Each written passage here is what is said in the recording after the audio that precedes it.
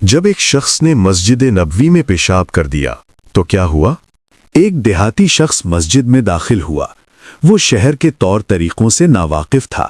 اچانک اس نے مسجد کے ایک کونے میں پیشاب کرنا شروع کر دیا۔ صحابہ کرام غصے میں آ گئے۔ صحابہ کرام دوڑ کر اسے روکنے لگے۔ سب بہت غصے میں تھے، لیکن نبی کریم صلی اللہ علیہ وسلم نے فرمایا، اسے روکو مت، اسے مکمل کرنے دو۔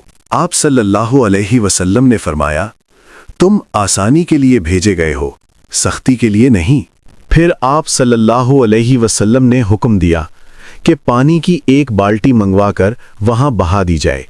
آپ صلی اللہ علیہ وسلم نے اس دیہاتی کو پیار سے سمجھایا اور اسلام کی تعلیمات بتائیں۔